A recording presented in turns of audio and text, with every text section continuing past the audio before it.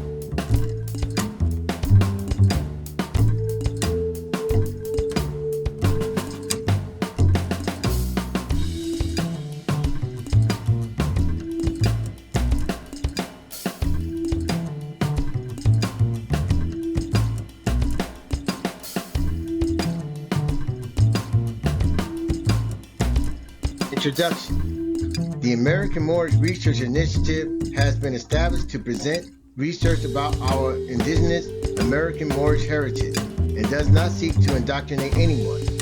Success is dependent upon the individual and his or her interests and capabilities. The truth is absolute and does not change.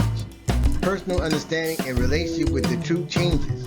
In other words, as you accept the truth, your perception adjusts to the light that the truth brings, as we all adjust to the daylight after coming out from the darkness of the night. The term Moor has been misunderstood. There are some who have not the knowledge that any dark-skinned person has been from the beginning of our known civilization referred to as Moors.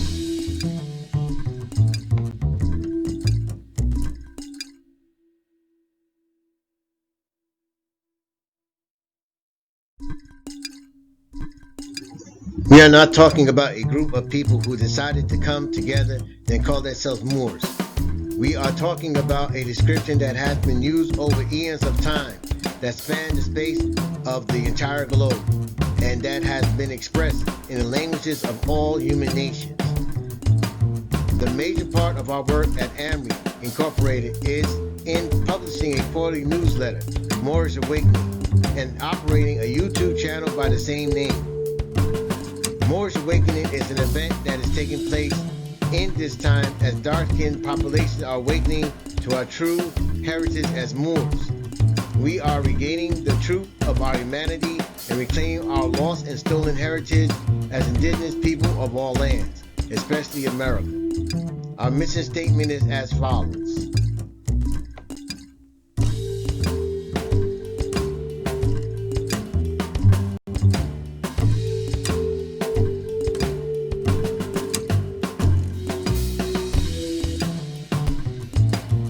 Muurish Awakening is an ascending consciousness expressing the truth which we must embrace to set ourselves free from the confines of the socio-political status imposed upon us by the forces intended to keep us in the darkness.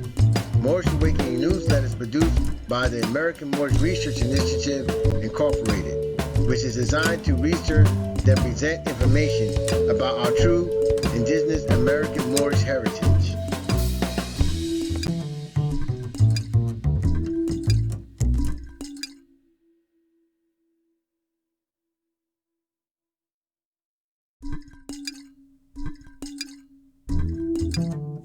The intention of this work is as a research guide and learning tool to further your understanding.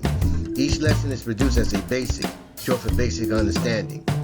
The numbering is of my design, based on my perception of what was of most importance to our ancestors and relevance to our current state. Further, when you're pursuing the truth, you must research with an open mind. Don't be afraid to admit that you are wrong. I spent almost 44 years of my life believing in a philosophy that through honest research I had to discard.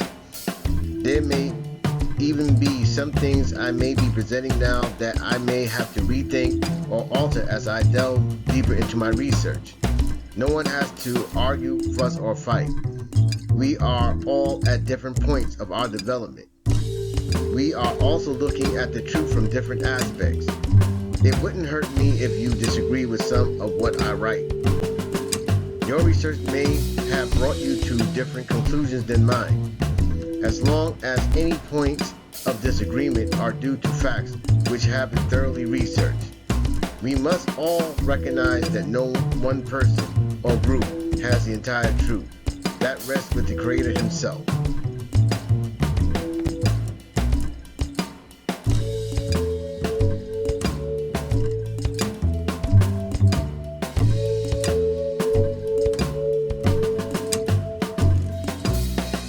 Basic number 1.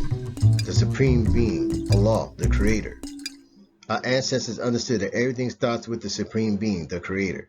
The Creator controls everything in creation but is not part of His creation. In other words, He is not a creature. He is the life force. He is the source of everything that is created. That Supreme Being has a name, Allah. Some refer to Allah as the Father, but Allah does not refer to Himself as such. As a father is masculine and is a creature. Allah is neither male nor female. He is a statement of being, while she is an extension of that being.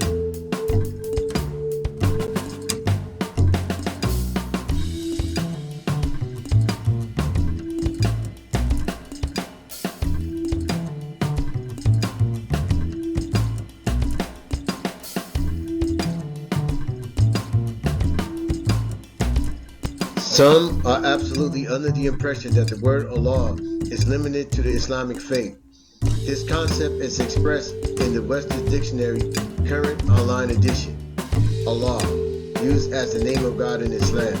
However, the name of the Supreme Being is in general use among Arabic speakers regardless of their religion. From the Encyclopedia Britannica we have Allah. It's a standard Arabic word for God and is used by Arabic-speaking Christians and Jews as well as by Muslims, regardless of their native tongue. Allah is the pivot of the Muslim faith.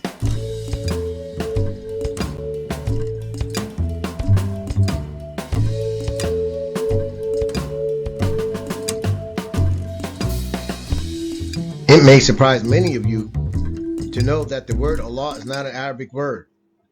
It is a very ancient word that preceded Arabic. Arabic is in fact the third stage of the word, which descends from the Proto-Semitic Allah, followed by the Syriac Allah and the Hebrew Allah. The word God has a different etymology which does not lead back to the Creator. It is a masculine word that has a feminine equivalent goddess and a plural gods. In the 1929 edition of the Oxford Dictionary we read God, a superhuman being or spirit worship as having power over nature or human fortune, a deity. An example, a moon god.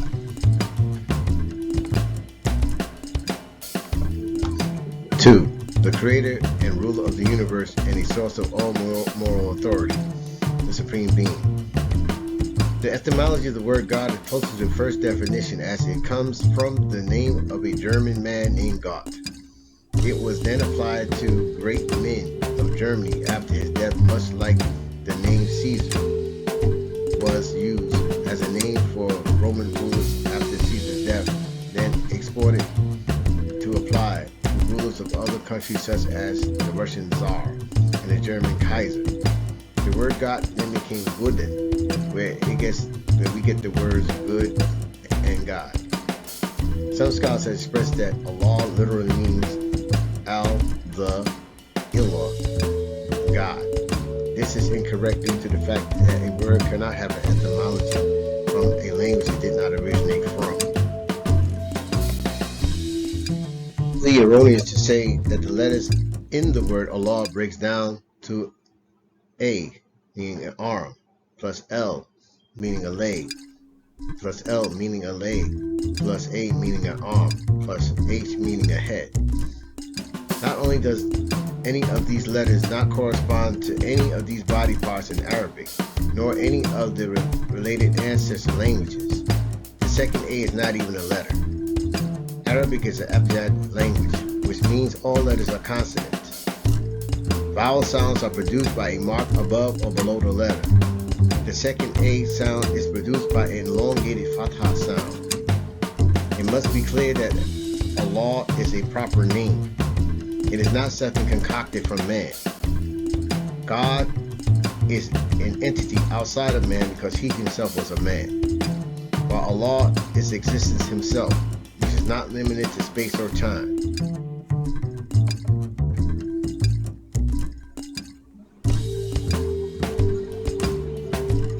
He has no beginning nor end. How can you start or end existence itself? He expresses in the Quran that he is closer to you than your jugular vein. We see because Allah sees all. We hear because Allah hears all. We speak because Allah speaks to all. Allah has given humanity these gifts that we take for granted. Our ancestors, when grateful to Allah, produced great civilizations. When they lost sight of Allah and became ungrateful, they fell.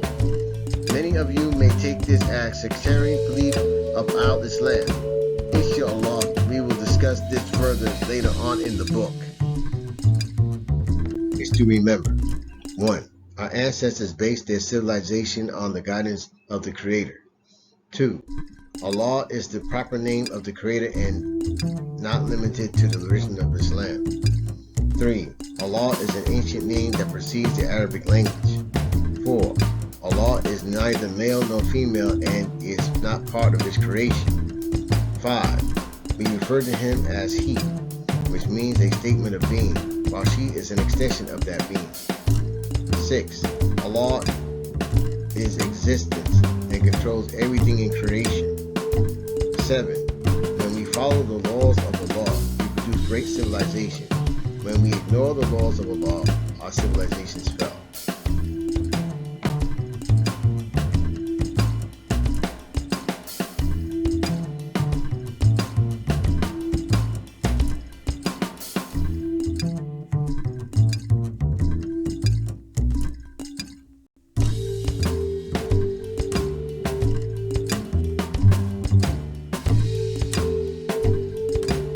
Basic number 2.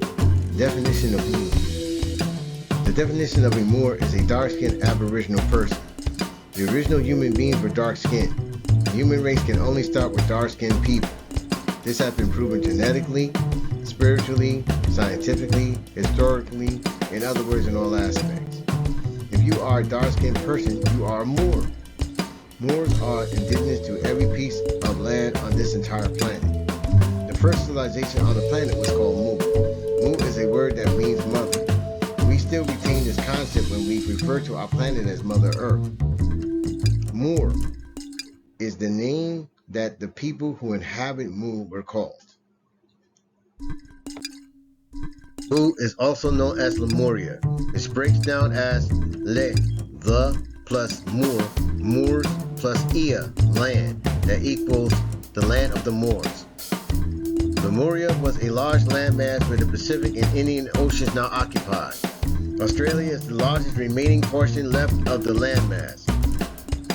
All of the people of that region in their tradition say that their ancestors were survivors of a large landmass swallowed by the sea. The most popular consensus on the deluge of Muur by the ocean waves is 12,000 years ago. Because of the remote antiquity of Muur, many modern academics discount it as a myth or a fantasy. However, there is great undeniable physical evidence of its existence.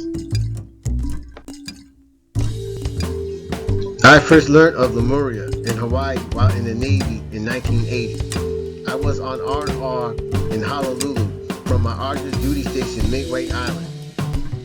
Being mainly a jazz fan at the time, I would look in the jazz section and pick out someone or group I have never heard of to expand my musical knowledge. I picked up a cassette tape from a local group called Lemuria. Being that I never heard of Lemuria, it was very interesting to read the back of the cassette that the group bore its name from the sunken continent. But at the time, and for the next 36 years, I closed my mind to it because I was Afrocentric in my thinking.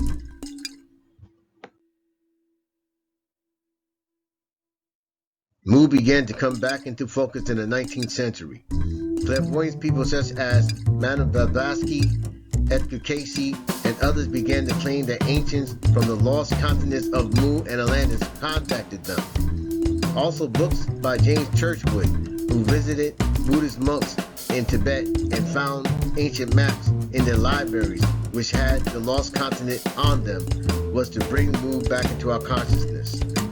One of the best books I have read on the subject is The Lost Civilization of Lemuria by Dr. Frank Joseph, who explains that the remembrance of Mu is in the ancient tradition of the people of the Pacific and Indian Oceans.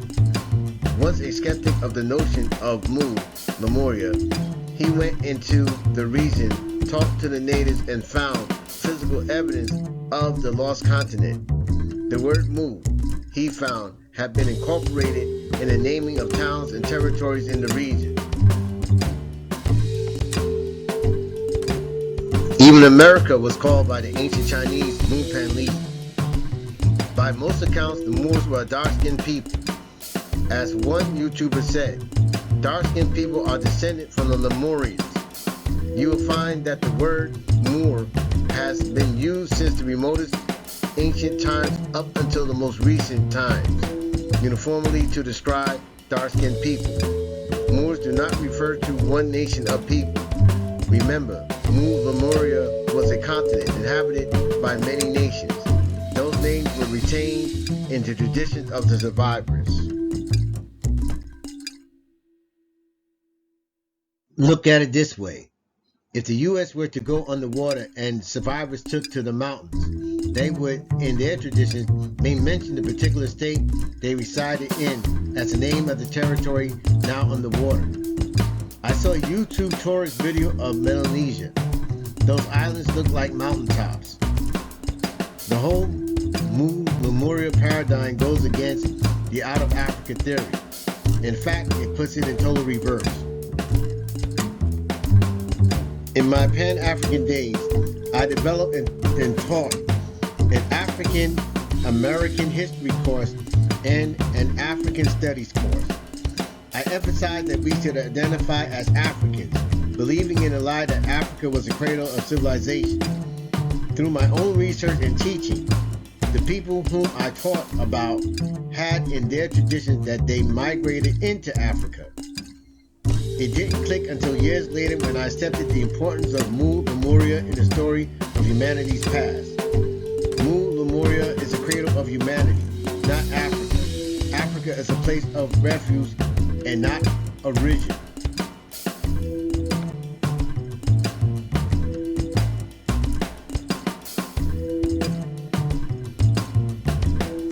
Africans are Moors, but not all Moors are African. You must understand that Moors live on every continent. It is proven without the shadow of any doubt that the Moors founded civilization on all continents. Moors are a global people, not only African. All skulls of the earliest inhabitants all the way around the globe were Moors. You may say, Well, isn't that evidence that people migrated out of Africa into the entire world? Let me make a few points.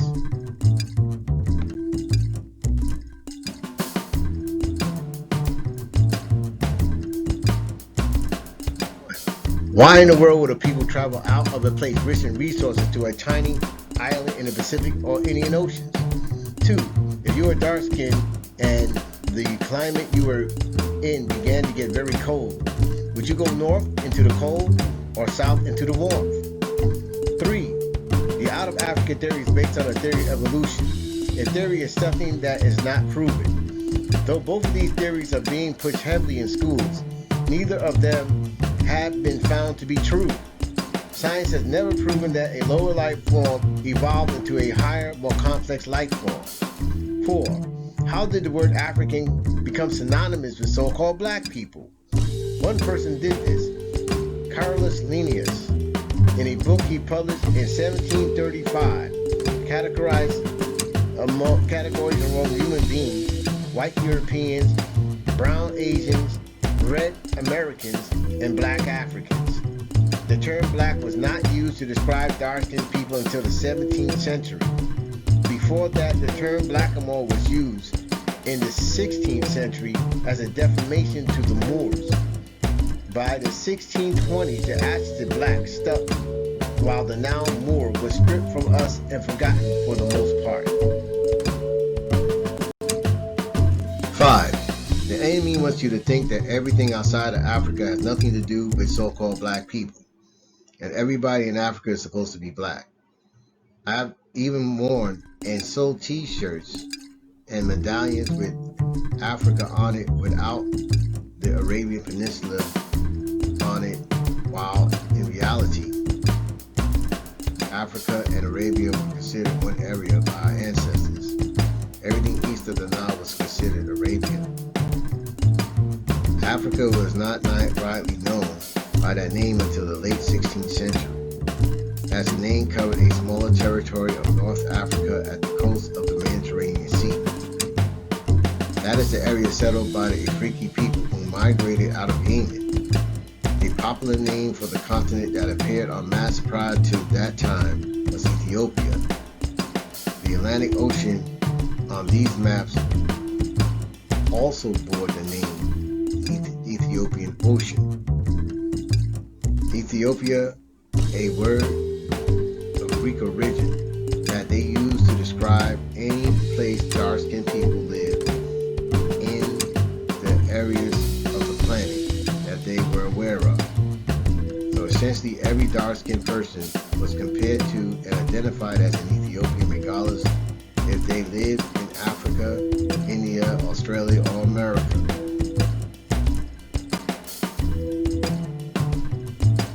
However, this fact does not in any way negate the term Moor, as translated by the Greeks as Moro, which has been used to describe dark-skinned people as well, taken from the Hebrew-Phoenician Mahor, or the Kemetic Mori, which was used to describe their civilization, Tamuri or Tamuri.